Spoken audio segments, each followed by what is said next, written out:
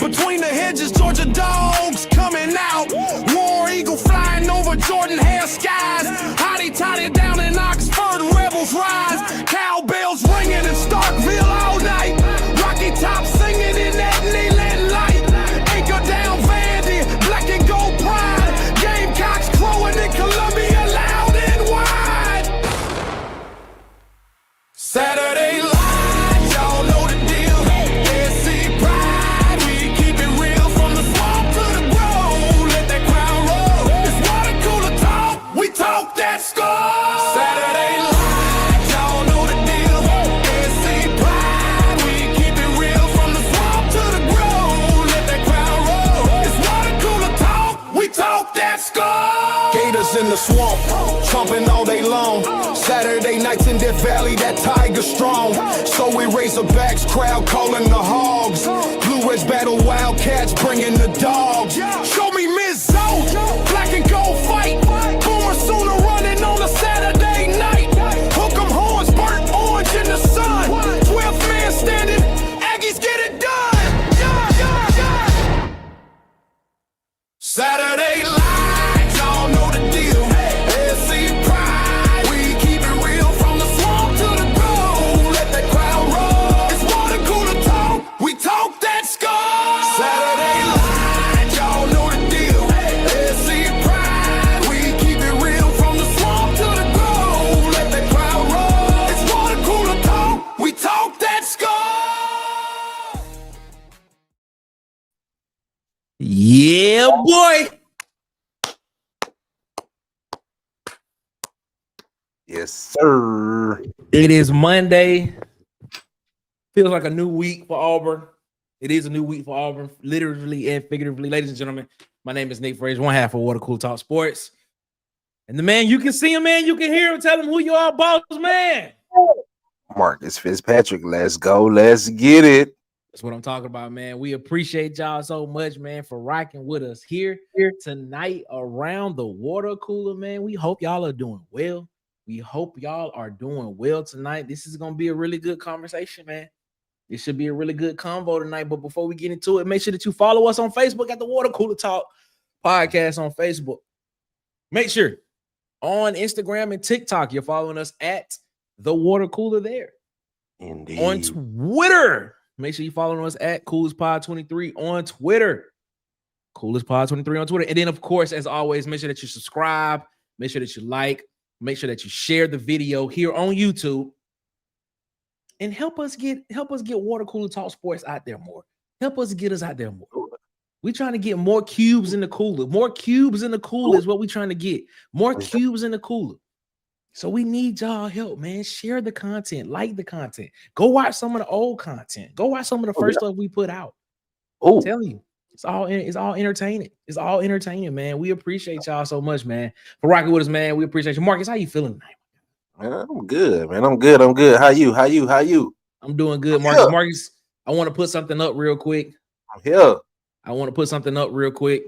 The end. The end. The last image. The last image of one Danny Hubert Freeze Jr. walking off the field of Jordan Hare Stadium after a 10-3 loss to Kentucky. We talked about this yesterday. As soon as it broke, we kind of knew. We had a feeling. I'm just gonna say that we had a feeling of when it would possibly break. Yep. We were ready to go. Literally, like 3 minutes after it broke, we were live talking about it. We was live talking about it as soon as it was over. Ladies and gentlemen, the last image. You did. You woke up to it. I woke up to it. The last image of one Danny Hubert Freeze walking off of Pat Dot Field at Jordan Hare Stadium. Marcus, for the people that didn't get a chance to hear how you felt about that, just let them know. Let them know what was your thoughts on that. How did you feel It was about a this? celebration, man. I hate to say I didn't want to, I don't like to celebrate people lose their job, but it was time, man. Like you said, it was time. I'm glad our AD realized that, especially with the names that's out here to be hired. Mm-hmm. We all seen the writing on the wall, man. Mm-hmm. And Mm-hmm. after the second game, he didn't do himself any favors. So it was. I'm It was happy. time. It was time. I can't say that I'm happy, but I don't feel good saying I'm happy. But I was happy. Justin Montana said, "I am the committee." Sounds like a Sith. Sounds like something a Sith would say. Shout out to Justin. We're gonna talk about this because there was a press conference today with the AD, John Cohen. Yeah. And one DJ Durkin. We're gonna talk about this. This I'm telling you, this will be a good conversation tonight, man. Auburn Dad for life in the chat. What's going on, word amigo? Let's go. Auburn Dad said, man, I enjoyed the press conference today, and Cohen better hope he get this one right because he said it's on him. And if it fall and if he fail, it will be his head rolling next. Yeah. I'm telling you, man. He said that he done with us having to be patient. He tired of us always having to be patient. We need to win now. He said, we've been a good fan base long enough. That's what he said. He's saying big words right now. So that's what he said. Hey, slugged up Durkin. Hey, this might be a good. This is a slugged up Durkin. Durkin sounds like he means big. I'm talking about slugged up Durkin. Get musty. Oh, that's get musty. Get musty. What's going on? I should have known. I should have known it was get musty. He gotta do it. I should have known it was get musty because it was Wedge from Class Act, get musty now, slugged up Durkin. I like it, man. Oh, the artist formerly known as Fire Freeze, now Auburn Thaw, is in the chat, ladies and gentlemen. Shout out to our guy, man. Warrior Amigo. The sun has shone today. Auburn's future is bright, fam. Shout out to him. Mike McKinney in the chat. What's going on, Mike? Warrior Amigo. My guy. I'm feeling good. JT in the chat. JT said, let's go AU basketball. That's right. They are playing a basketball game tonight. I think it's against Bethune-Cookman. Bethune-Cookman out of Florida, man. HBCU, man. Shout out to Bethune-Cookman. Easy do it.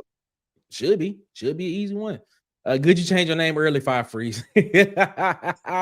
James Barnett in the chat. What's up, James? How you feeling tonight, my guy? Hope all is good. Ant in the chat. What's up, Ant? Ant. We still trying to negotiate contracts, so I don't know yet. You better hurry up and get in there, Ant. I haven't seen my name on any of these hot boards. Hurry up and get in there. It's kind of weird. Trying to pull the trigger fast about the way he talking. The Huggy Beard himself is in the chat. What's going on, Huggy? How you feeling? How you feeling, man? In my opinion, I feel if can't keep DJ, this staff with new recruiting portal window in December, we're going backwards talent wise. I don't know. I think it depends on who the hire is. Now, if you do keep DJ Durkin, I think that helps a lot, but it really does depend on who the hire is. The King is in the chat. King Richard, what's going on, King? How you feeling, my guy? Hope all is going well with you, man. Hope all is going well with you, my guy. I hope it's good. I think it's gonna be how Durkin finishes out the season, man. We'll see. I think so too. I agree with that as well, man. Sweet Stuffer 256 is in the building. What's up, my guy? James Barnett says sitting around the water cooler with the legends, Nick and Marcus. Let's go. We legends in this thing. I like it. We try. Auburn Thaw, aka Fire Freeze, said hit the like button on the way in. Please do that. Hit the like button, hit the subscribe button. We're on our way to 900 subscribers, man. So help us out. Help us out there, man. Shout out to everybody that's in the chat. Tim in the chat.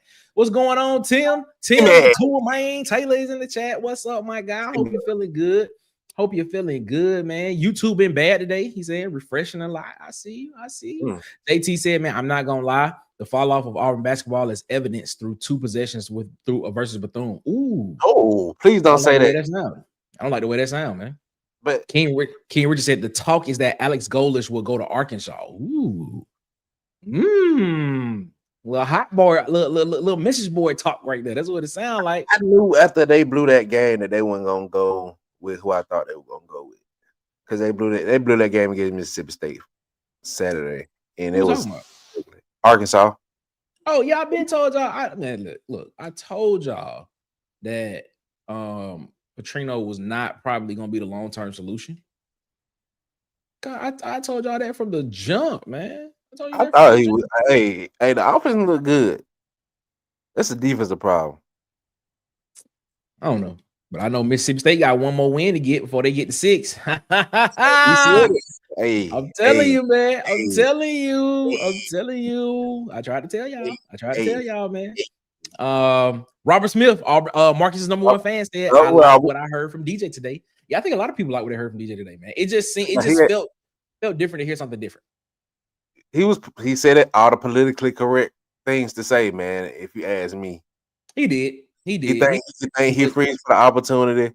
He proceeded to tell how anxious he was and how thankful he was for the opportunity. All I would say is, if we see an inspired team, it would not shock me. Yeah, I wouldn't be surprised either, man. I wouldn't be surprised. I think it's gonna be really, really good. Your upset alert. Nah, I ain't gonna go that far. Man, it should be upset alert, bro. I mean, I'm curious to know. I want to know what the line is of the game. If the line is like 10, I probably take Auburn plus the points. If the line is like 10, man, I don't know what the line is. I don't know what the line is. That's interesting, man. Let's get into it, man. As you can tell by the thumbnail of this show tonight, it literally says, "I am the 7.5." 7.5 is the line. They giving Vandy 7.5 at home. Ooh, a touchdown. 8 points. I would have to think about that one, by the way. That would be interesting. That's interesting to. That might be a little too close for my blood. I'm just be real. I know you were gonna say that. 7.5 might be a little too close. They've been showing Auburn that type of love on the board, on the parlay board all year, bro, and I don't understand why. Yeah, that 7.5 might be a little too close for my blood. Even in Texas A&M, I thought that spread was gonna be a lot larger. I think that was like a 7-point spread too. So they don't know how to prepare for Knicks. Yeah, because Knicks is gonna be the play caller. We're gonna talk about that in a minute too. Yeah. Alex Golden's wife is from Arkansas. Her company she owns Arkansas's donor. Okay, cool. That's what's up. All right, let's get into this conversation, man. All right, so as we all know, I'm pretty sure everybody on here has watched this press conference today with the Auburn athletic director John Cohen and with DJ Durkin introduced as the interim head coach. Let's start with Cohen first, because Cohen was the first one that actually went up to the mic. All right. Initially he was asking questions. They basically said, like, what are you looking for in the next coach? You know, he said, these are some of the things he said. He said, somebody with an edge, somebody that has intellect/intelligence, somebody that's strategic, somebody that's forward thinking, and that can lead a building and a staff. Those were some of the superlatives that he used of what he's looking for with the next coach. The timeline, when he was asked a question about a timeline of when he's looking to make that happen. He went into a long soliloquy about, you know, he likes to use a process. He likes to write things down. He doesn't want to be like a knee-jerk reaction or anything, but he wants to get all the information from all parties involved, higher college football. In so many words, I want to see how Durkin finishes this season before I get out. We'll see. I don't know. I don't know how to interpret that part, but he want to get all the information before he makes the decision. But he did say that he would love to have this decision made literally before, like around that time of the Iron Bowl. So either before or just after the Iron Bowl, when a guy to have a guy. Yeah, Hugh Freeze was hired like on December 22nd. I thought you had like right before the Iron Bowl or right after the Iron Bowl, like after Cadillac lost. Nah, he was hired in December. So yeah, he was hired in December. So it was a little bit, you know, a little different there. He also went on to mention and talk about Hugh Freeze and his family are world-class human beings. He said that made the decision difficult, but he called Hugh Freeze a special man, and he would always have a relationship with them. Okay, all right. He also asked a question. He was also asked a question about if DJ Durkin would get a legitimate look at the position, and he said yes, he will get consideration. and he will be part of the pool of candidates that Auburn is looking at for this job. Now, here is something interesting when he was asked the question about the search. He said they asked him a question about if he's going to use a search firm, and he kind of went like, well, basically to use a search firm is really just to do background checks on guys and stuff like that. And they were also added in there like, will you use a committee? Now, this is where the tagline for tonight's show came from and stuff like that. He was like, will you use a committee to, help out and stuff like that? He said that he doesn't know if he would use a search firm. He said by that time when you have guys that you're interviewing, you kind of know them, kind of know what they are. You kind of know the background and stuff like that. So you kind of know who is all about just making a decision at that time. He also said he's gonna take information from industry experts and people that know football at a high level. But he also said at that time, he said, I am the committee. That's what he said. He said, at the end of the day, I am the committee. So I don't know if that was like a bold declaration from John Cohen. Yes. To let some people know that, look, this is my decision. And if it is, that's very strong. That's a very, very strong declaration by him to make that declaration by saying that he's the committee, but he will take advice and he will take counsel from people around, but decision will lie on him. Your thoughts on that, Marcus? He's the one that's going to take the blame, but we know who runs the organization. The booster calls the shots. Man, but he's the one going to take the blame. But I think in this situation, he made a lot of promises, as we stated in this speech. So this one has to be thorough. So it's got to be a thorough process. Like, I think he can't jump the gun on this one. I think he has to weigh all his options because we can't have a big setback. I think we can take a couple more years for rebuilding, but I don't think we can't keep looking like this. And I think shout out to Dustin for what he was saying on the show. We have to get rid of this losing mentality here at Auburn. And the next coach that we pick has to start immediately getting that losing mentality up out of the building. Agree. And so agree. I think that the process has to be thorough. I really hope he gives Durkin a good look, and I hope these guys give Durkin a good chance. I hope their morale has been rejuvenated. I hope they come out hype. I know the defense will. I hope the offensive pieces come out hype. I hope Derek Nix can call a complimentary game to the defense. I want to ask you a question about that. I want to ask you a question now. If this offense comes out and looks totally competent than what we've seen from the past couple of weeks. Oh my God, Nick. Man. Nick, I think it's RIP to his coaching career at that point. Man, RIP to his coaching career at that point. Right. If Auburn comes out, I'm all right. What number would it take for you to say that this offense is competent? Shout out Ed. 21. Okay. So if Auburn's offense comes out here and scores 21 points on Vanderbilt, right? 21. We sitting here saying the whole time. If it ain't over 21, it would really be bad. Woo. Like if we put up 42 points, if we tell me that Vanderbilt turns into a shootout and this be the first time our defense look shaky all season, and this game turns into a shootout and we win or even come close, it's over with. It's done. He's done. I'm sorry, all the nice things that people said about him. He's done. Done. Talking about Hugh Freeze. Man, if this offense put up anything over 21, I'm gonna be like, he's horrible. But if we put up 22 something, bro, it's gonna be, oh my God, Nick. I don't think nobody. I'll put it like this: if that happened, bro, I don't even want to talk. Like, okay, here's the thing: I don't even want to talk. Like, I'm gonna try my best not to say Hugh Freeze's name anymore on this show, and for the rest of the thing, because now we're moving forward. We have gotten our Hugh Freeze, gripes out with him. He's what I wanted to happen as a fan after the Texas A&M game has happened now, and so now we're moving forward.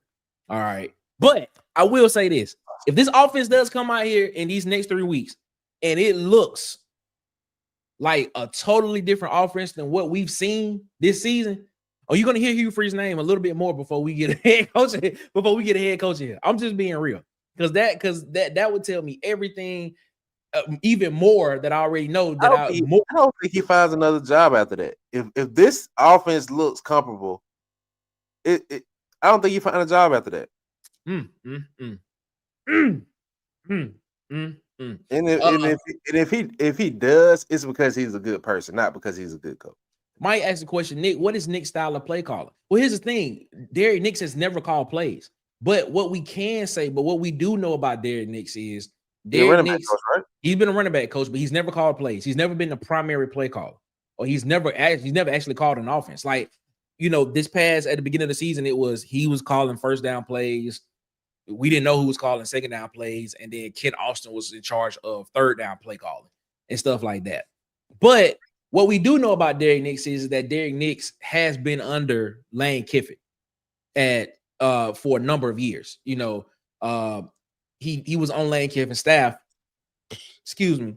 And so I'm gonna be surprised. I'm gonna be very, very surprised to see what this offense looks like.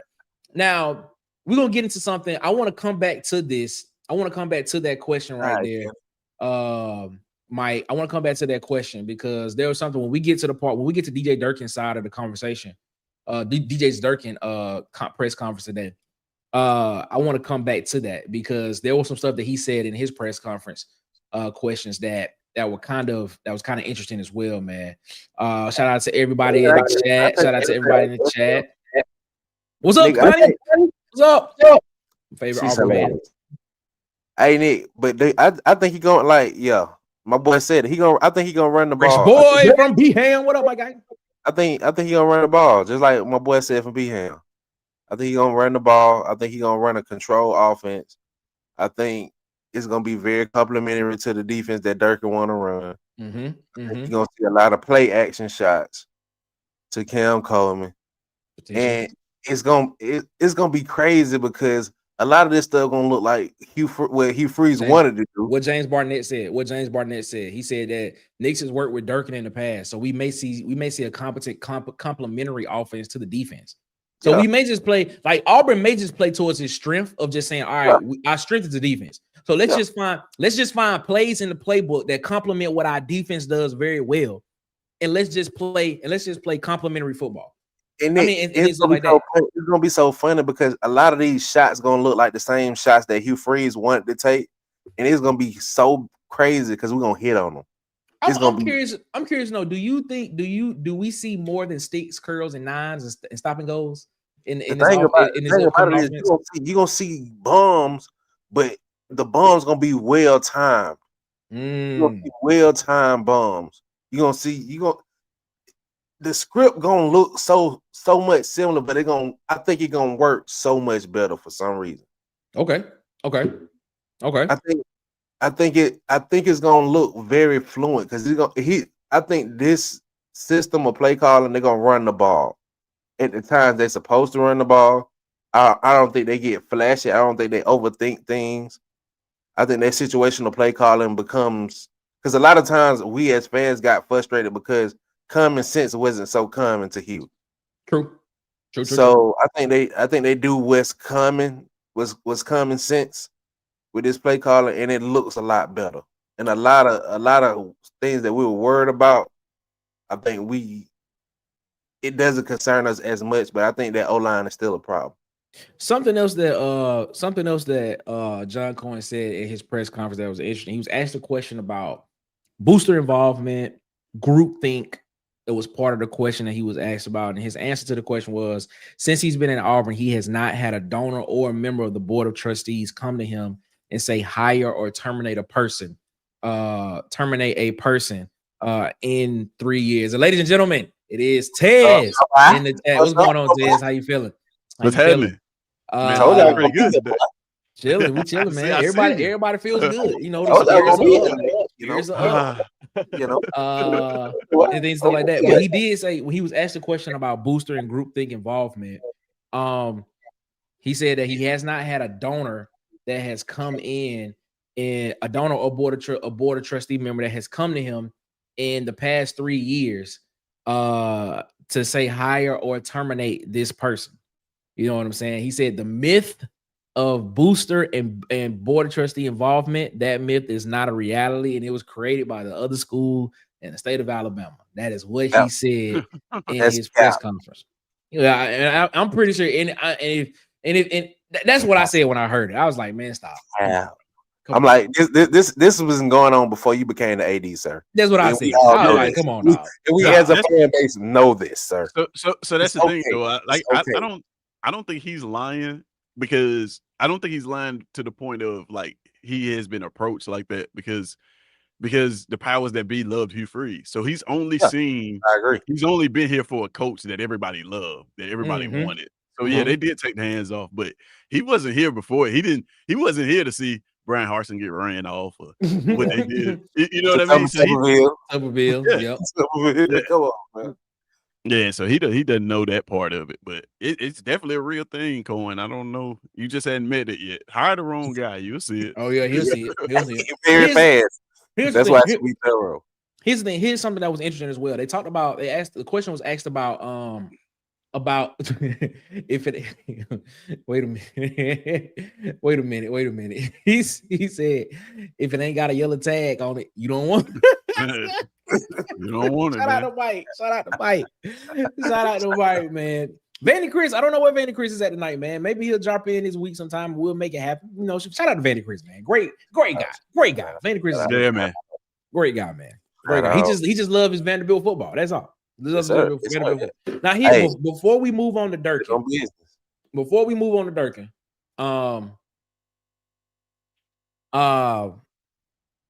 there was a question they asked about Hugh Freeze's buyout. Now there has been some. Okay, I'm gonna say it because this is if I'm pretty sure if you watched it, you know what I'm about to talk about. So Cohen was asked a question about was there a reduced buyout basically for Hugh Freeze, and his answer to that question was we are in discussions with Hugh Freeze's representation now Mike G from the War Report, he reported that this has been the process of this happening started after the Missouri game, and that there were conversations with Hugh Freeze about stepping down and accepting and negotiating a reduced buyout. Hugh Freeze said no, which any reasonable person would say that. I'm surprised he would say that. You can't get the offense right, but you can get it right about your money. But any reasonable person would say no because they have the leverage in that situation, and basically all college coaches contracts are guaranteed. Now, today on Crane and Company, Justin Hokanson from Auburn Sports on 3 went on Crane and Company, and the first question that was asked to him by Jake Crane was, there's this report floating around about Hugh Freeze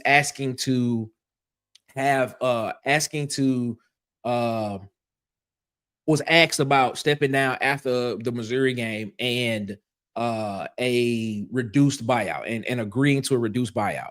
Justin Hokason's response was, I didn't confirm that. Is what he said. Now, you can take that any type of way that you want to take that. You can take it as if they're saying Justin Hokanson is the authority on everything that's happening in college at Auburn on Auburn sports, and that nobody else is able to get information. Or you can take it as if he just did not confirm because he didn't get that information from somebody in the building to get enough information to confirm that. Now, he's not the only person that's an insider at Auburn as well. There are a lot of people that are there. So take it with a grain of salt. Believe who you want to believe in that situation. But I know what I heard, and I'm going to stick with what was reported. That's all I'm going to say.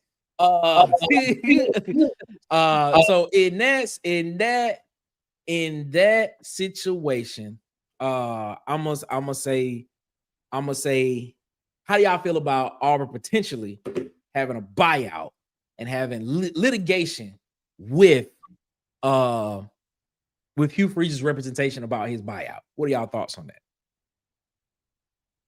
He should pay my money back. It ain't my money. It ain't y'all money. Oh, well, that's good. I just needed that answer. That's the answer I needed. It is what it is. He should pay the money back. He did a horrible job. He did a horrible job. You should pay the money back. But yeah, well, you're right. It's on him.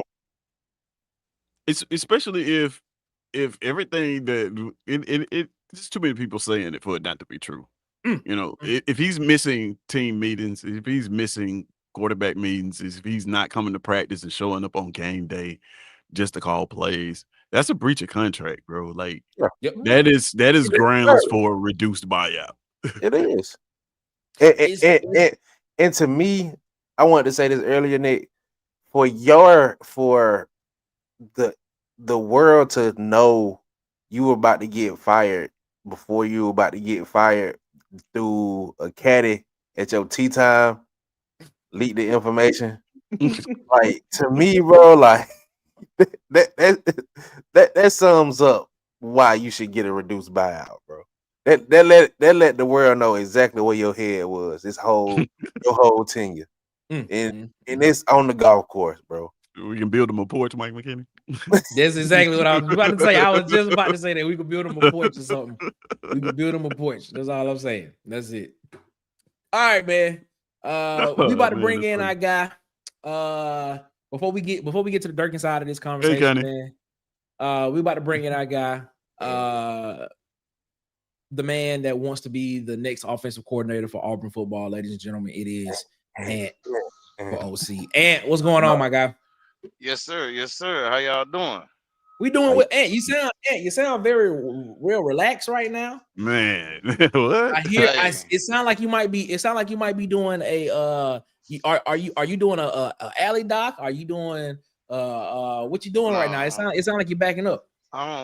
Yes, sir. Yes, sir. I'm backing into a door now. Finna pick a load up. That's what I thought. And I stopped by Auburn, Alabama today to put in my application. You know, I'm gonna try to help DJ out the best I can, and it's gonna be a great day for Auburn football.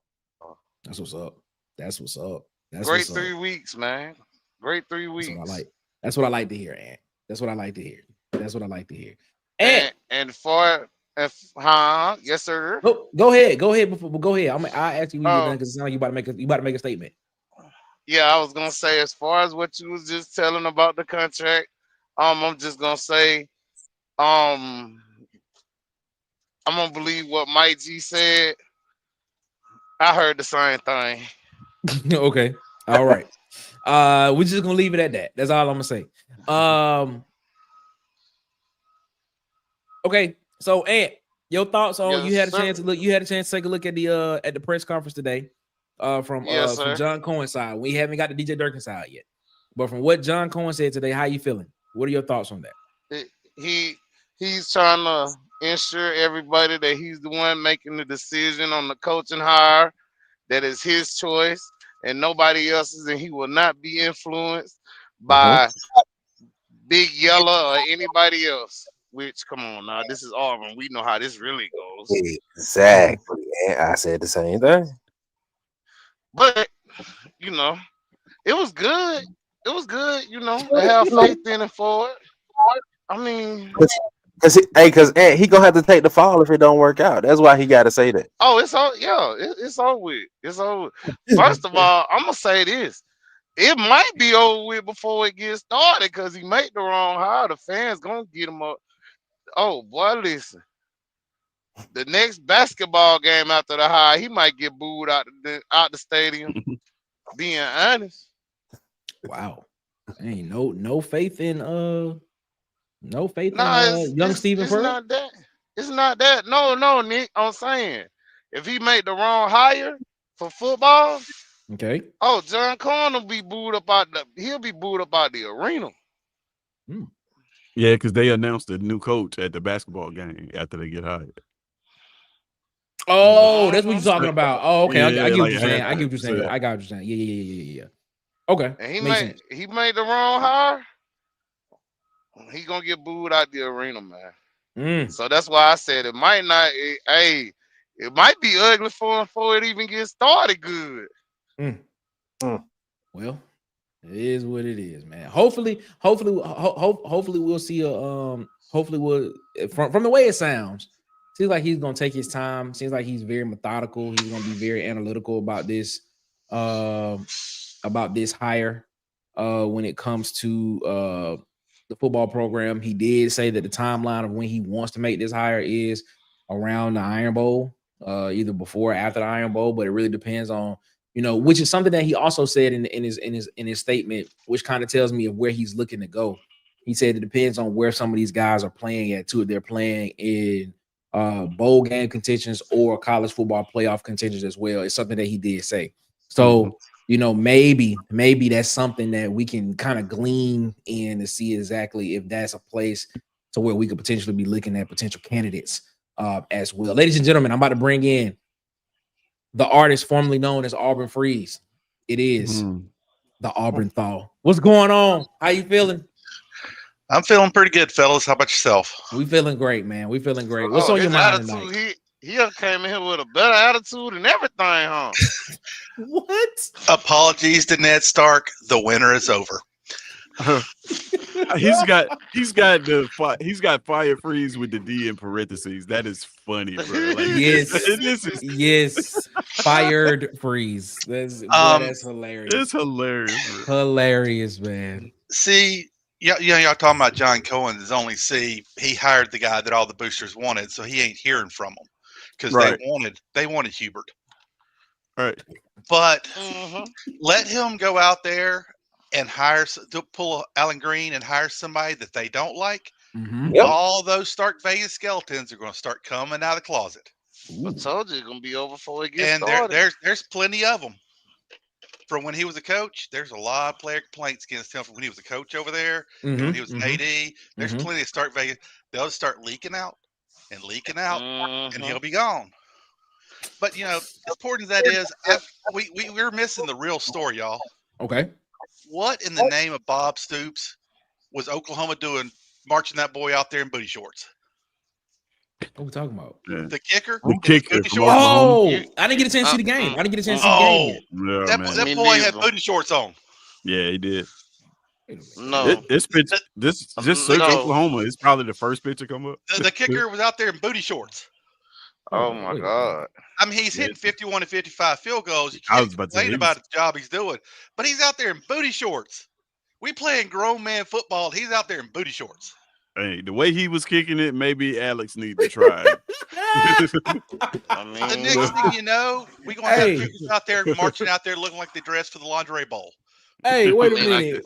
I guess you got to be comfortable when you do you know what those look like. I don't know if y'all remember, but y'all remember when Auburn used to have, when Auburn would practice in the blue, like the blue pants and the blue jerseys, and the short and like the pants would be like cut off at like half shit. This is That's what they look like. They look like those practice pants.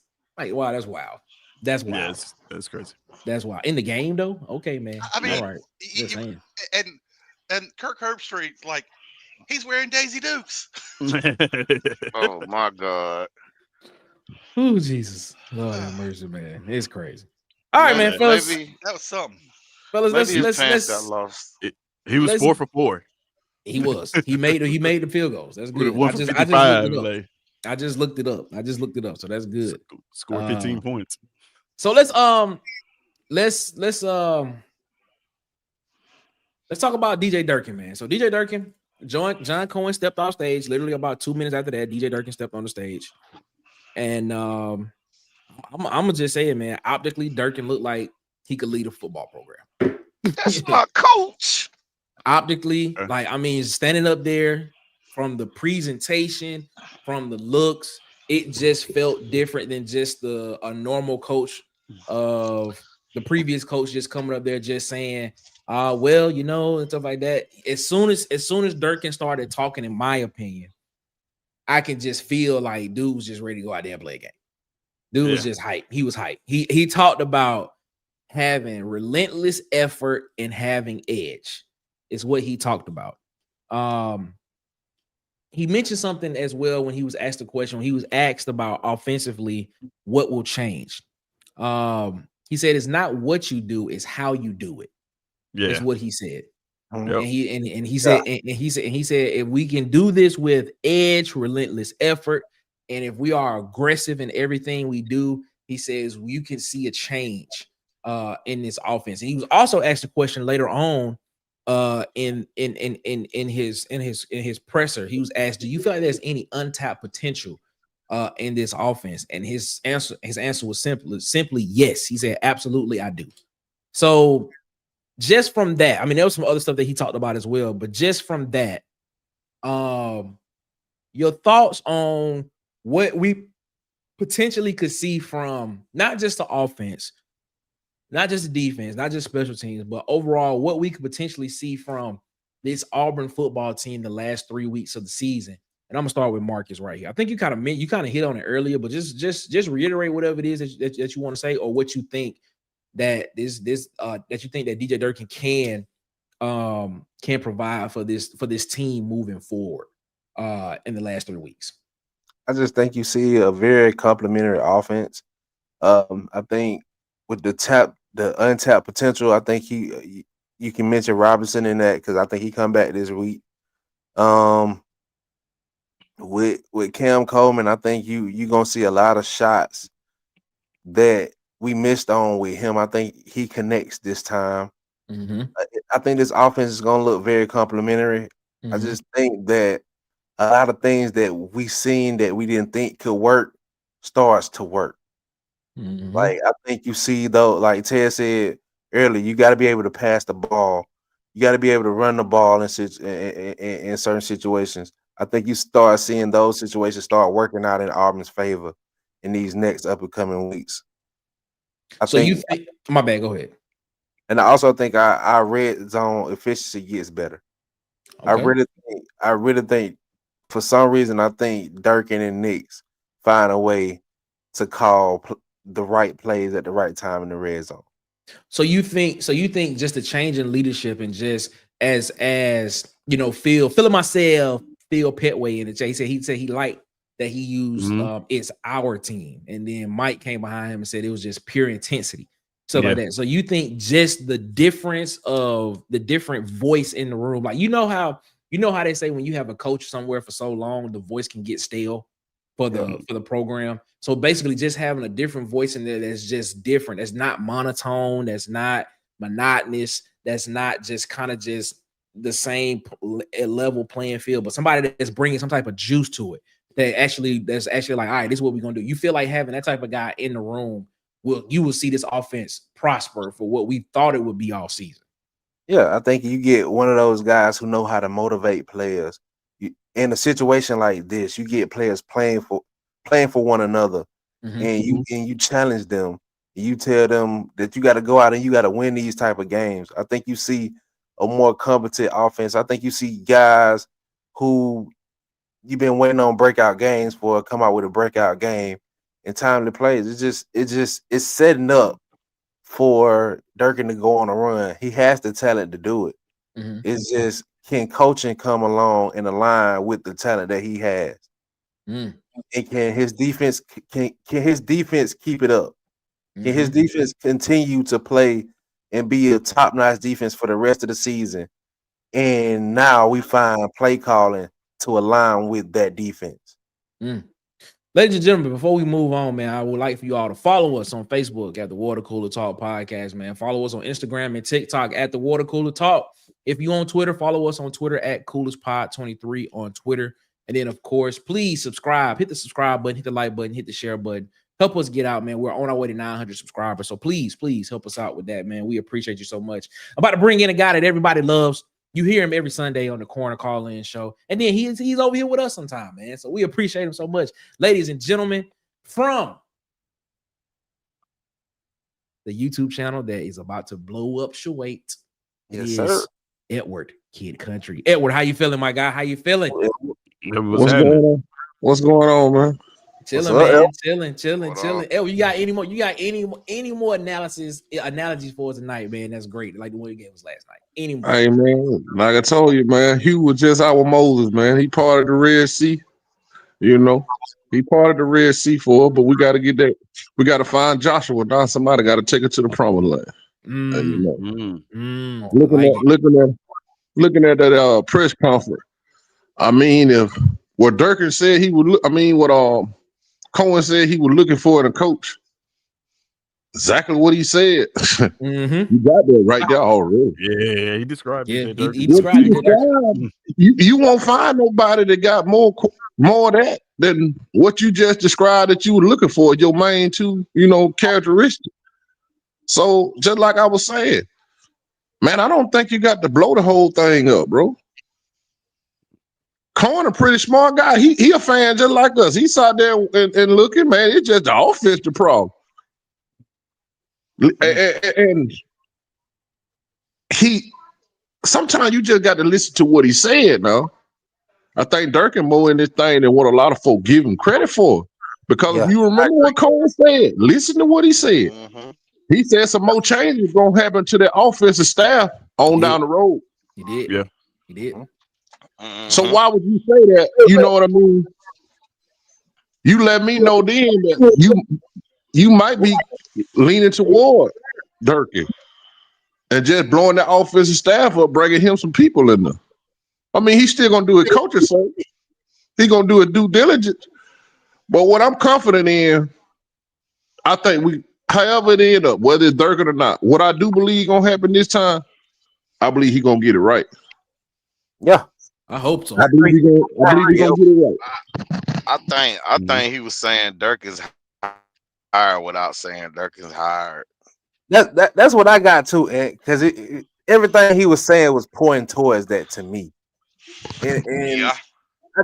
I just want to see how these guys finish out the season. That would let me That's know. The only thing, Marcus. That would let me know if Durkin gonna get this job or not. If these guys come out and they play every game how they supposed to play, if they can win Vandy and win Bama, and we already know win Mercer, I think like that. I think Dap said it on another show earlier. You got to give him the job, bro. I'm gonna bring somebody else into the chat, man. Formerly known as Mr. 21, but he's still Mr. 21. It is Ed Darby. What's going on, Ed? How you feeling? Yeah, what's up, guys? Can you hear me? Chilling. What's up? What's on your mind? What's on your mind? Are we just talking in general, or was there a question? Yeah, no. I was asking a question about what's your thoughts on Durkin's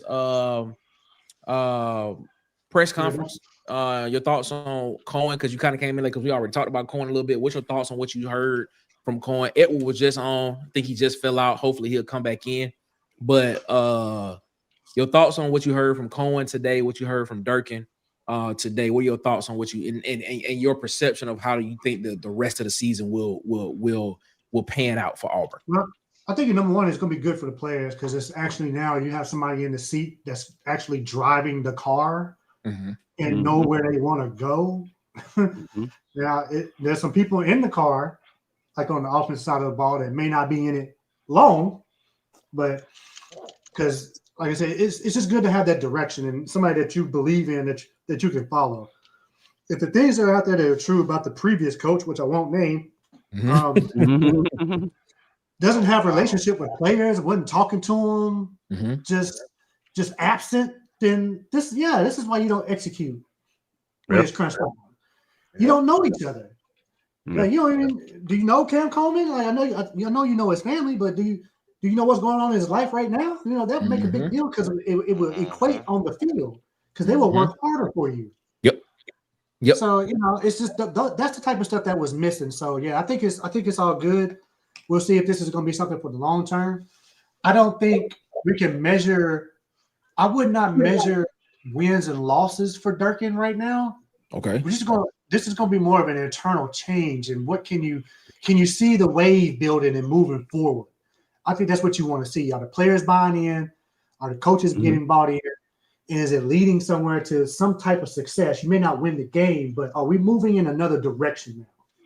Because I feel like with the previous guy, I just felt like we were just sitting out at sea, just back and forth.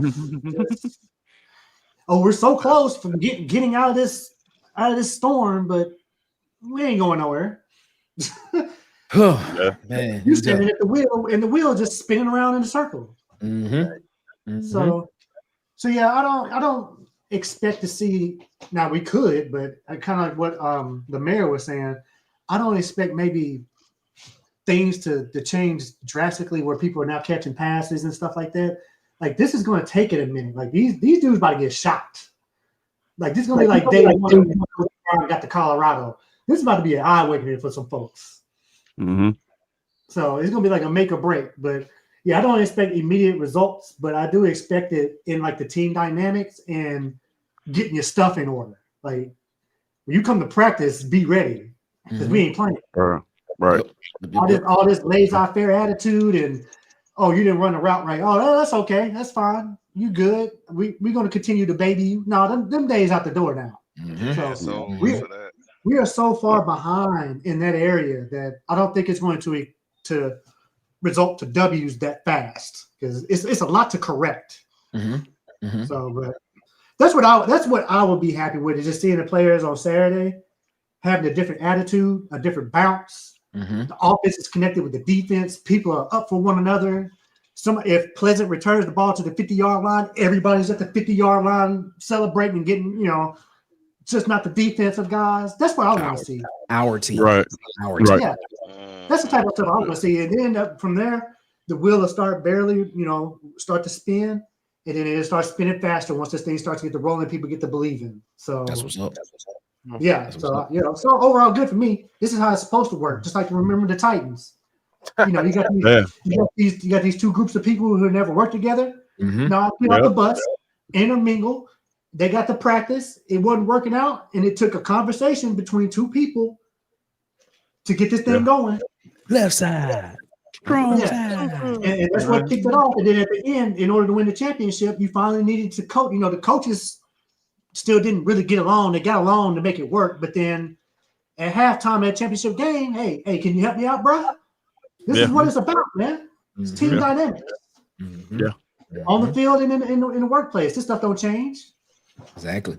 That's what I got. Ladies and gentlemen, we want y'all to go out and support the people that support Water Cooler Talk Sports, man. I got DJ, man, at Hollywood Media. Follow him on TikTok, Instagram, and YouTube at Hollywood_media. That's Hollywood EY. And follow him on Facebook at Hollywood Media with 2 A's, ladies and gentlemen. And speaking of DJ has a question, man. He said, who would y'all start at QB? I'm going Deuce. Jackson. I'm going Deuce. So we got one Deuce, we got one Jackson. Okay. I think you give Jackson another try. You got 2 Jacksons. It depends on what Durkin wants to do. If he's about winning games, it'll probably be Jackson. Okay. If he's really trying to set up for the future, then it's probably going to be Deuce. He seems like he wants to win games. That's what I'm thinking. Right, I know what Jackson is. Like okay. That's what I see. What I got from that press conference, man, I'm just tell you, Nick say this all the time. Words matter. The choice of words you choose to use matters in what you say. By him coming out and saying, when they asked him about changes on the offense, and by him saying, simply put, man, how you do things. It's not going to be a change to what we do, but how you do things, right? That tells you everything you need to know. That tells you that's a man that has been for 10 weeks looking at one side of the ball, not doing things correctly. Not like what Ed said. It's an awakening coming, man. He's finna go kick some ass at practice.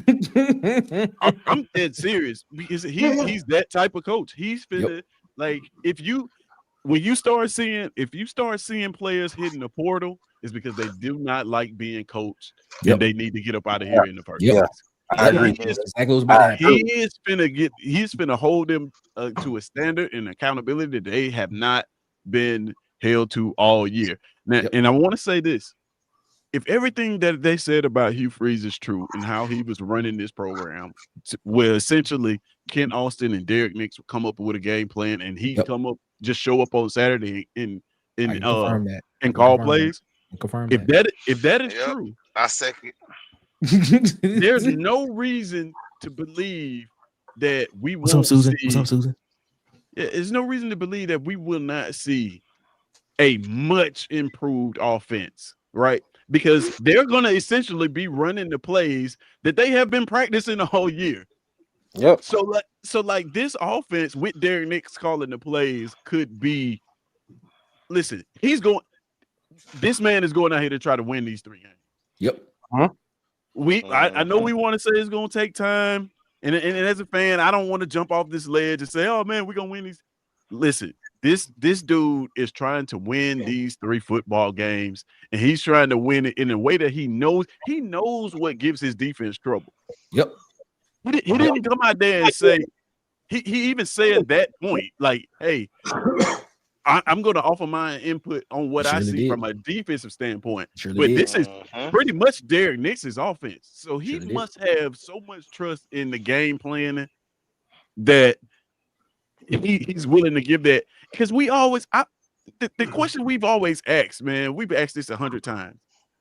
When they say that this offense has been giving this defense trouble in the spring and all this good stuff, like, I want to see that film, right? The words that he used in this press conference let me know that there's something there. Yep. There is something that they do and they execute during practice when it's under the tutelage of Derek Nix and Kent Austin that is not coming to the field on Saturdays. And I think we're going to see that starting Saturday. I want to ask this question. Some of your favorite players may not take the field. Yeah. I agree with you there. I agree with you there. Yeah. I was going to say real quick, Nick, it may be Jackson. I almost want to guarantee that offensive line is going to change, though. I was just about to ask that question. That was my question. Yes, that's going to be my question. That's going to be my question. How do y'all think the offensive line is going to look for the rest of the way? It got to change. I think it got to change. I think the only thing gonna change is you'll probably take Mason Murphy out. Like the rest what about the center position? What about the center position? No, I think in Murphy. I stick with Kel. Yeah, after watching the way Kel was like, I think you bumping Mason Murphy to the center. I think that's what you're going to end up doing. I think you bump way to the center. About this. Yeah. But you got to think about this with Kel, though. First of all, he's young. He ain't number 17. At the end of the day, you was playing a top-notch nose guard who probably gonna go pro.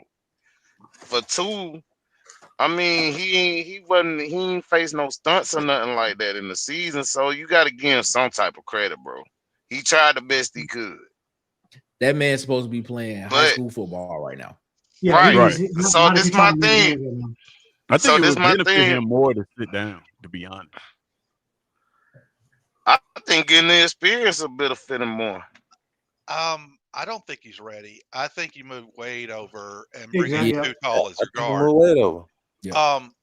Tez, do you think it's going to wait till practice? I think he called those coaches in on Sunday. Yeah. And he handed Derek Nix a binder and said, "Here's a scouting report for y'all that I've had all season." And then he's going to look at the offensive coaches and go, "By tomorrow, I want a plan of how you're going to run practice, and you're going to run it this way every week. I don't want none of this a little bit here, a little bit there, all over chaotic. No, you're going to run it organized, and I want you to organize and give me a plan." You know why, Freeze? Because this is his audition for the job. You're not mess this job up for me. He's like, "You see how I run my practice? I want you to run it in a similar manner, organize the way you want to, but I want it organized."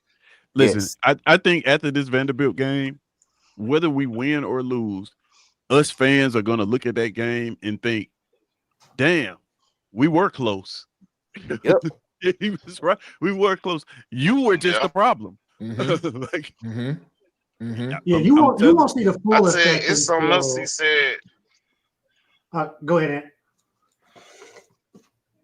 I'm finna say it's something else he said in that press conference. Ain't nobody really catch when he said we got a lot of young talent on this offense that's just sitting there.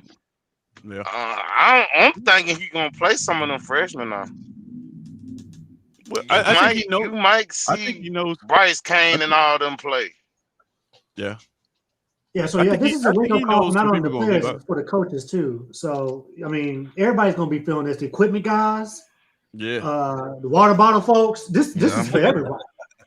Yeah. And then I don't think you won't. I think you will fully see it. You'll see some of it this week. Yeah. But I think you really going. It's going to be bad that bye week. It's going to be almost like boot camp. That's when you might see some people announcing like, "Yeah, I don't want to be part of this." During that bye week. All right, so I'm gonna ask y'all this question, man. King Richard, he put in the chat. He asked this question right here. He said, "I have a question. What if?" And this is a big what if. What if Auburn goes out and beats Vandy something like 31-17, and then right behind that, Nicholas Wall, he said, Derek Nix wants to prove something too. Let's look at this from this angle. All right. Yeah. So if this offense, let's say these next 3 games, right? And I mean, we trying to find some type of inspiration for what we potentially could see this week. It could be really good or it could be really bad, but we all want to lean towards the really good side of this. What if this offense does come out here and score 28, 31, 35 points over the next 3 weeks? It's averaging, 28, 31 points a game over the next 3 weeks. Do you give Derek Nix a legitimate look as the offensive coordinator next year? And do you change out running backs, offensive linemen, wide receiver potentially, tight end coach? Do you change those guys out? Is this an audition for Derek Nix as well? I would say this. It's an audition. But if you're going to keep this staff how it is, somebody going to have to sign a friendly deal. I'm not going to pay top dollar for this staff to stay how it is. And we just hoping for a change next year. To me, it got to be a team-friendly deal for a lot of those coaches to stay for me. I'm not finna pay big money for those coaches to sit around. Offensive line coach gone. I don't think he got to be gone. He got to go. He got to go ahead. It won't be the same. Like, he got to go. I'm not sure about if maybe Marcus Davis goes down to a recruiting element or something like that. But Kenyatta Watson like that. So my question is then, what did the offensive line look better? It's a good point. Then what do we say? It could look better, but then I look at it as a supervisor. I'm like, dude, even though Hugh Freeze was here, this was your section, and you had these fixes this whole time, and you didn't do anything. Nah, man, you got to go. Right. But you can only coach to. It takes me to come over here and do something to get you to do what you should have been doing. I would say we will have to average 42 points as an offense for me to be like, yeah, bro, he was just something was going on. Because Hugh Freeze don't maintain the personnel. The offensive line, though, I think. Go ahead. I was about to say the offensive line, though, had some problems that were like that you can't pin on Hugh Freeze. Yeah, you know exactly. what I'm saying? Like, as an offensive line coach, you should be able to pick up stunts. You should be able to do, like, you can't just now. Granted, if the culture on the offense was you can show up to practice late, you can eat Cheetos and shit while we supposed to be watching meetings and whatever, and that does make it hard on the offensive line coach if he's trying to get some discipline and get players' attention. Now that could be a thing, but like there was some basic stuff that they just weren't doing and weren't doing well. I think, man, yeah, he's got to get up out of there. I only think Marcus Davis is the only person on the offensive staff besides Nick, of course, that you retain. And even then, like Nick said, you put him in some type of recruiting capacity. El, what's your thoughts on that? Man, I have to say, however this offense looked at the next 3 games, I still need an offensive coordinator. I let Derek, he can coach running backs. He did a dang good job with those running backs. But there's a whole nother level that I got to take it off into. All right, Jake Thornton and Ben, all them, I already told you my thoughts. But I'm just partial, man. I really want Durkin to stay in some capacity. My little cousin, number 1 linebacker in the whole country, class of 2028. And he got an offer from Durkin himself, personally. So, I would love to see him down on the plains. So, That's why I'm kind of partial to want Durkin to stay, man. That's what's up. That's what's up. That's That's what's up. awesome. That's what's up. What's his name? Nehemiah. He's the number one linebacker in the class of 2028 in the whole country. What's Nehemiah McCary. Okay. Yeah, he's 6'4", 225. He's just 15 years old with an 84 Yeah, we need him. Run a 4.5 40. Yeah, we definitely need that. We need that. Is he subscribed to the pod? I'm not sure, man. I'm gonna get him. I'm gonna get him to subscribe. That's why I said I got to get my podcast going, man, because I got so many. I know so many kids in this area that are gonna be top recruits here in the next year or two. That I want to get them on and get them to talking. That's what I'm saying. See, I think Nick's has something to prove, but he's off this year for his next school.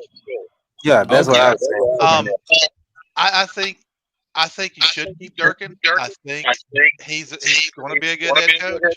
Wipe the offensive staff.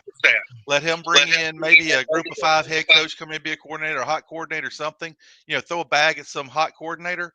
Let him fill up his offensive staff, but maybe keep Marcus. But everything else on that offensive side, wipe them. Start clean. Because I think some of these players, Hugh left, and that's part of it. But they're still looking at it. If we're going to keep the same stuff, do I want to stay here? Mm-hmm. They need something fresh to reinvigorate their interest in staying here. Okay. So I'm thinking. Let him run it. Let him prove himself. I hope he does. I hope he does well at his next school. But I don't think he's going to be here next year. Okay. Interesting. We're gonna get this. We're gonna get this one in. We're gonna get this one in real quick, and then we're gonna get out of here, man. We appreciate y'all so much for rocking with us. Cypher the guy said, would you rather A, lose Cam Coleman and retain Simmons and Perry, or B, keep Cam Coleman but lose Simmons and lose Cam Coleman and retain Simmons and Perry, or B, keep Cam Coleman but lose Simmons and Perry? It don't matter to me. I just want to win. It really don't. Yeah, it really don't matter to me. Whoever giving me the best production. Whoever working out in practice and bring it to the field. As long as they're not pressing. Yeah, as long as they ain't pressing and crybabying. Oh, man. I think that was some of the problem because, like I said, the last coach put so much stock into them guys, and then it's almost like, what's wrong with him? Like, man, get my boy on the field, man. He can do everything. Get my boy from Clem on the field. He can do everything Cam Coleman can do him, Malcolm Simmons. He a combination. Darius Smith. He can catch the fit. What Durkin's talking about not being used. So. Yeah, Durkin can move him over the defense, and he's gonna be a star. It don't matter. He just need to be on the field. That's what I was gonna say. You got so much talent just sitting there on the bench, bro. You don't use Bryce Kane. You don't use Derek. You don't use Sam Turner. Like, come on, bro. It to me, it don't matter if Cam, Singleton, and Malcolm want to leave. I feel like we got players on the bench that probably gonna be just as good, if not better. All right. Y'all heard it here first, man. It's all about who wants to play and who wants to win. I like that. Fellas, man, I appreciate y'all so much for joining us tonight, man. Thank y'all so much, man. Elwood, what do you guys say to people before you get up out of here, my guy? Hey, man, I ain't too much to say, man. Just sit back. Get your popcorn ready. It's finna be exciting next 3-4 weeks because I tell everybody the worst thing that could have happened for our upcoming opponent just happened. Getting Freeze out the way, get some asses finna get beat. And that's all I got to say. Yes, sir. I like it. But y'all got me pumped. Here we go. Shout out to Elwood, man. Elwood, we appreciate you, my guy, man. As always, my guy. Appreciate you, man. Yes, sir. The Auburn Thaw, aka Fired Freeze. What's on your mind? What you gotta say to people before we get up out of here, my guy? Just War Damn Eagle. I want to tell Ed before he left. I hope he's still listening. I got a bone to pick with you. I rode down, check out your restaurant today, and it was closed. Uh-oh. If he listening, he gonna hop back on. Yeah, he gonna hop back on. I live up by the paper mill in Prattville, so I'm only a few miles down the road. I went down there. I was gonna check it out, and he's closed. He's closed Monday and Tuesdays. Oh, interesting. We didn't know that. We didn't know that. I didn't either. The food good. If he closed on Monday, Tuesday, the food amazing. Yeah. So I guess I'll check it out later in the week. But I drove down there and they're closed. Is this a soul food place?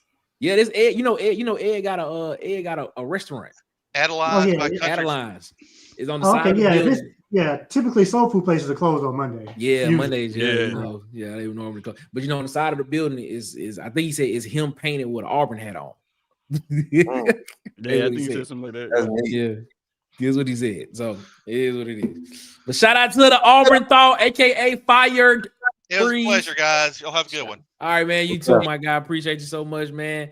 The man formerly known as Mr. 21, but he will always be known as Mr. 21 around the water cooler. Ed, what you got to say to the people, my guy? Hey, man, it just feels good to have that dark cloud removed and finally just coming into a game where you don't know what's going to happen. Thank goodness. It's gonna be fun to watch the game this week, ladies and gentlemen, because it's not gonna be predictable. It might not be predictable. You're not having a locker room this week, right? I won't be there, but somebody will be there. Yeah, somebody will be there. Okay. I think let's ask. Are you gonna be there? I mean, if I'm next to my computer, I'm gonna be here. I'm gonna be around. So Tez, are you gonna be there? Yeah, I'll be there. Yeah, Tez gonna be there. Tez will be doing the locker room this week. Marcus, you gonna be there with Tez? Yeah, I'll turn up. That's it. So there you go. That is not gonna look like it normally looks, but trust me, you're gonna have a good time. You're gonna be able to watch. All right. Well, hey, Nick, make sure you send your red bonnet to Tez so he can have that ready for No way. Break down. Oh, we gonna get another page? What? You know what? There it is right there, ladies and gentlemen. I need that, man. There it is right there, ladies and gentlemen. This is the folder right here. Y'all better get ready. Nick Frazier coming soon. It's coming. All right, fellas, hold it down. Shout out to Ed, man. Shout out to Ed. That's what it is. That's what it is. Ed, what you got to say before we get up out of here, my guy? Welcome to the new era of Auburn football. We're gonna have a lot to be excited and happy for. And it just feel like it's been a weight lifted off of everybody's shoulders. Everybody's in a great mood. And, y'all get behind these boys and support Durkin, man. That's what it is. That's what it is. That's what it is, ladies and gentlemen. Yes, sir. 1-0. Here we go. That's what it is. Ed, is that a live load? Is it done? Or was it just or was it drop a hook? Nah, it's a live load. Oh, man, you probably still waiting. Yeah, you'll be there for like the next 2 hours. Yeah. No, I won't. They load me now. They load me now, my boy. Oh, okay. All right. Get me on out the way. I'm about to say, because folks do not play it. They them live loads. They take forever. But hey, man, be careful out there on that road, my guy. Be safe, bro. Yes, sir. Yes, sir. Y'all be safe. Be careful. Yes, sir. Yes, sir. Shout out to Ant for OC. We got to see what happened first. How that man? I don't know what's gonna happen. I ain't heard how from that him man. Yet. Sound like y'all want Durkin. Y'all don't want me. Sound like y'all want Durkin. It is what it is, man. All right, ladies and gentlemen, man, we appreciate y'all so much for rocking with us as always, man. We will be back Wednesday. I think Wednesday we're gonna put together our coaches that we would like to see at Auburn. We're gonna rank. Let's live rank some coaches this coming up Wednesday. Let's just put them in order of where it is. We're gonna put a list together. We're gonna look at their records. We're gonna look at some stats, and we're gonna put that list together, and we're gonna see exactly who would we want to be the head coach at Auburn. A lot of people on Durkin's. There's a lot of Durkin people. A lot of people that like Durkin. I'm telling you, optically today, Durkin looked like he looked the part today. He did. Optically, he looked the part today. I think he gave himself a legitimate shot with the fans. Just the intensity, and then like they said, with the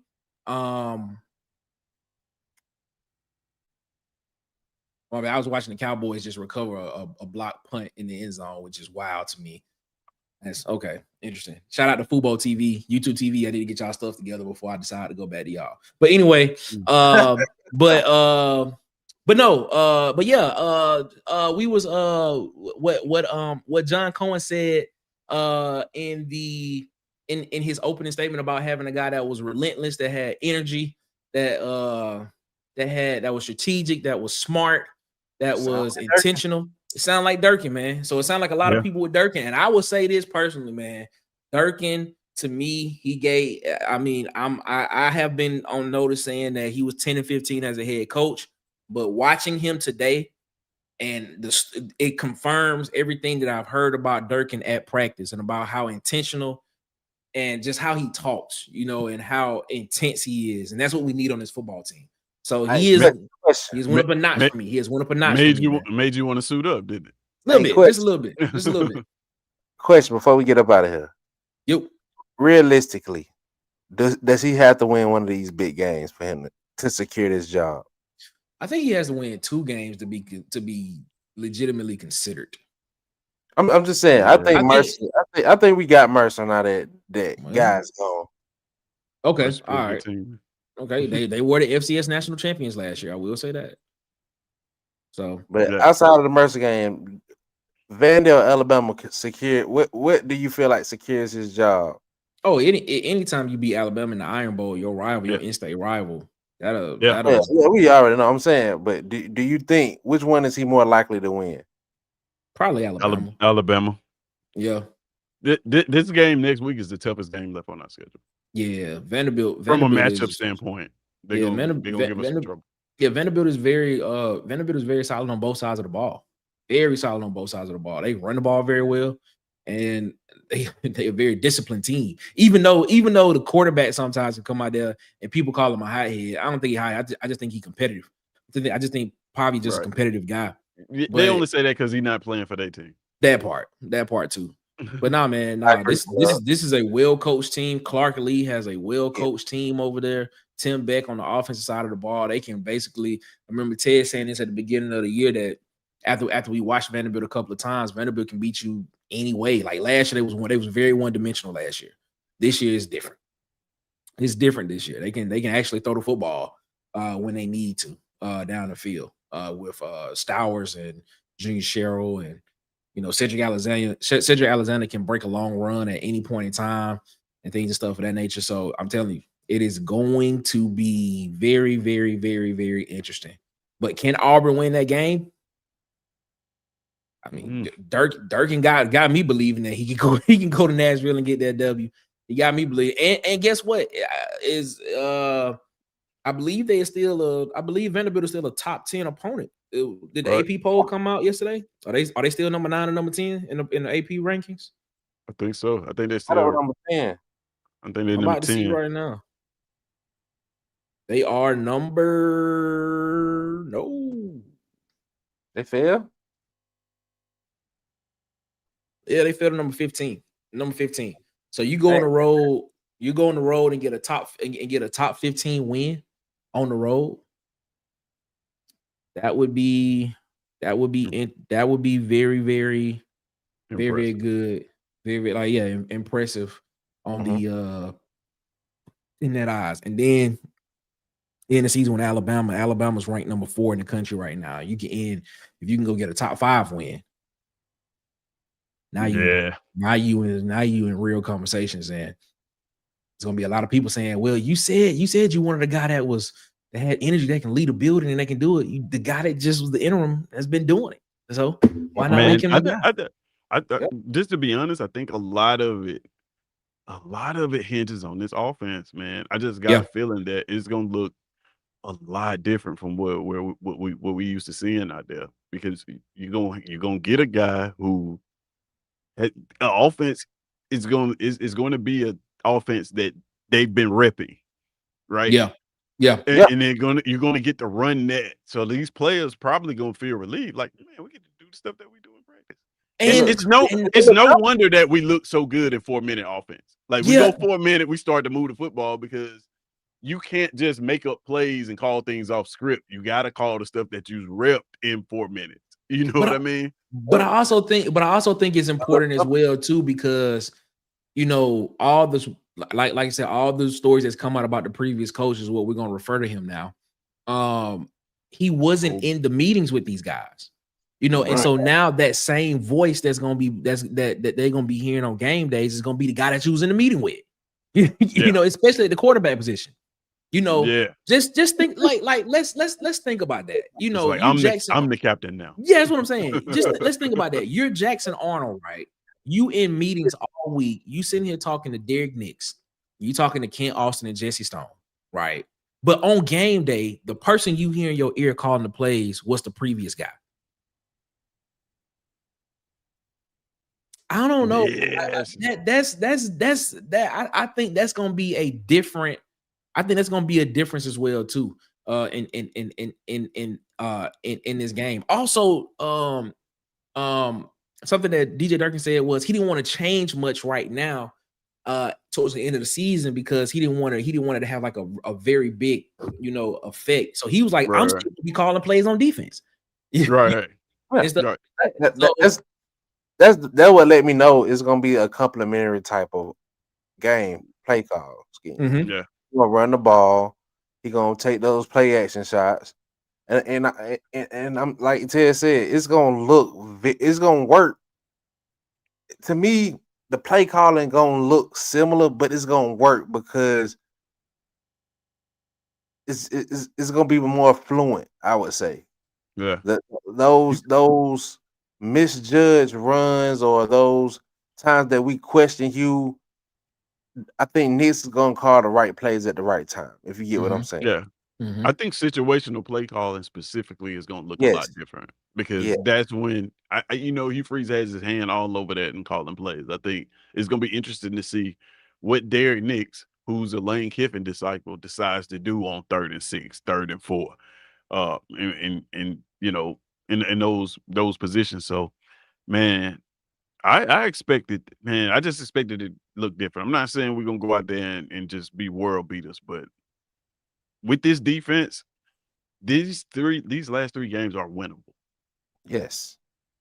As long as we control the ball. We just gotta control the ball. That is it, man. That is it, man. We appreciate that. And we're gonna end it on that note right there. Man, ladies and gentlemen, man, we appreciate y'all so much. Just so y'all know, the locker room will be happening this week. I won't be there, but it will go on since y'all like it so much. And I saw Mike said making a call in. Guess what? The link will be in the chat for it, so you'll be able to call in, hopefully.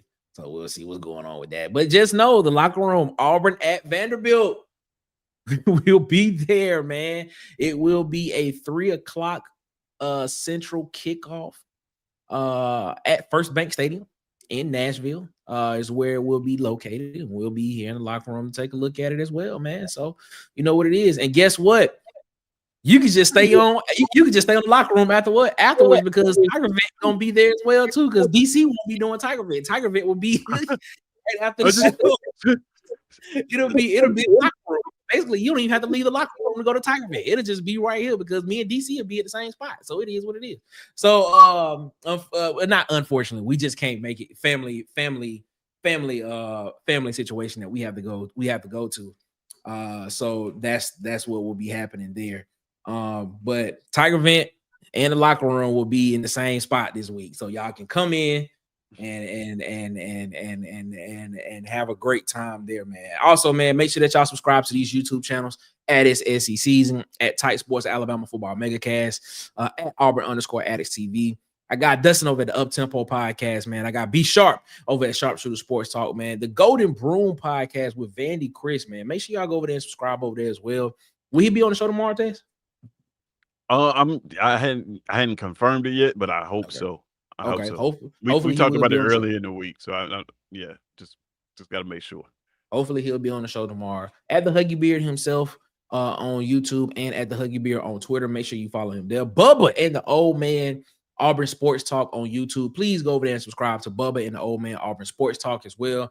JMHO Sports Talk, what I got Coach Sean on YouTube, and On the Block Sports with Coach Carl on YouTube as well. And as always, man, make sure you go and subscribe and follow our guy DJ They want support of Water Cooler Talk Sports, man. Follow him on TikTok, Instagram, and YouTube at Hollywood_media.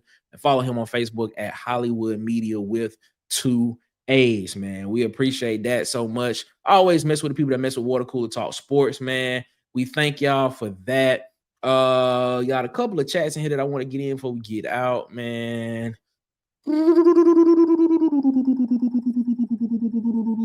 Durkin also said regarding the kids' emotions with him as head coach, he said what happens in the locker room stays.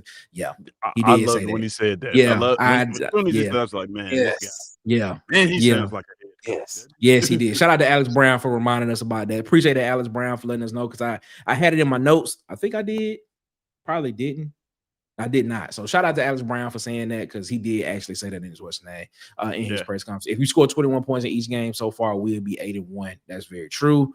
Very true. Link for the locker room. It will be up Friday night. The link for the locker room. It'll be up Friday night. King Richard in the chat, as always, said, great show, fellas, man. We appreciate that so much, man. Shout out to King Richard, as always, for rocking with us, man. Imagine how pumped the defense is going to be Saturday. Yes, they will.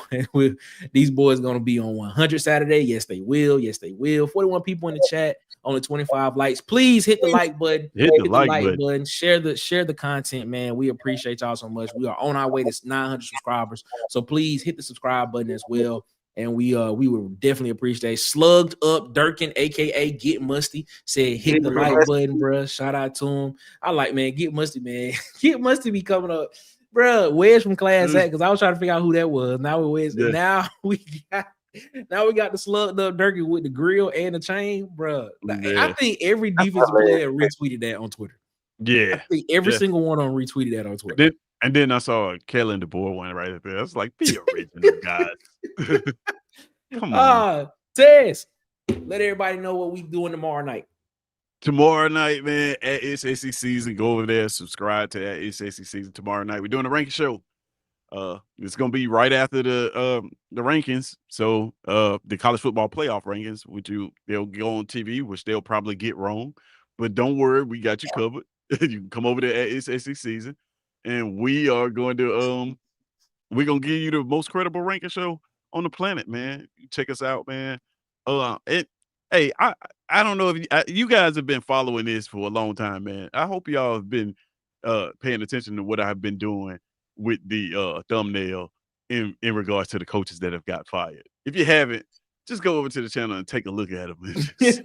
We're putting in a lot of work at the coaches that have gotten fired, man. So, but yeah, man, check us out.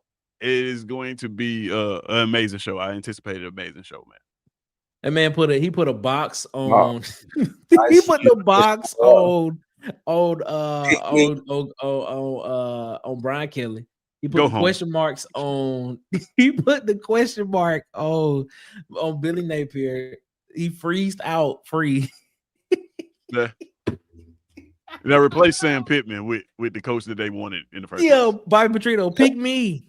Pick me. Boy, that's funny, man. That is hilarious, man. That is crazy. Mike McKinney said, Durkin stay smiling. Yeah, him and Ashley Daniels, they always got that.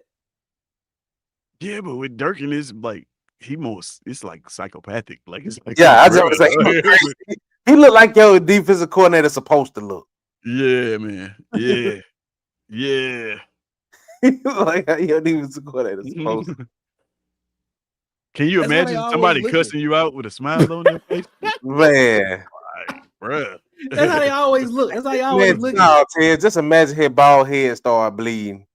Oh my God, bro. What? God, bro, that's funny, bro. Yeah, yeah. Hey, I made that before that incident, Robert, but I may try to find one with. Yeah, you gave me a great idea. I got to replace Kirby calling clapping, as he would call it. Oh man! All right, man. We're gonna get out of here, man. Marcus, what you gotta say to people before we get up out of here, my guy? Hey man, y'all be blessed, man. Check us out Wednesday. Check my boy out tomorrow. Ted's SEC season. Yes, sir, man. We appreciate y'all so much as always, man. We about to get up out of here. Before we get out of here, please make sure that you follow us on Facebook at the Water Cooler Talk Podcast, on Facebook, on Instagram and TikTok. Follow us at the Water Cooler Talk, on Twitter at CoolersPod23 on Twitter. And please subscribe, like, share, and hit the notification bell button here on YouTube. so you know when we post more videos and when we go live here on YouTube, man. We appreciate y'all so much. Thank y'all so much for rocking with us as always. Let's get out of here, man. As always, man, y'all have a good one. Better yet, man, y'all have a great one. Y'all be blessed, man. Make sure y'all get the man upstairs above his because he deserves all the praise and all the glory. And until Wednesday, 8 p.m. Eastern, 7 p.m. Central, back around the water cooler, ladies and gentlemen, it is one love. And guess what? We are out this mug. We are gone just like that. Boys and girls of all ages, you're tuned into the Water Cooler Talk podcast, the biggest podcast in the world. Yeah.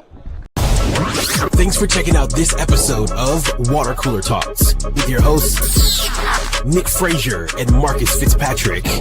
Make sure you like and subscribe on your favorite podcast platform so that you never miss an episode.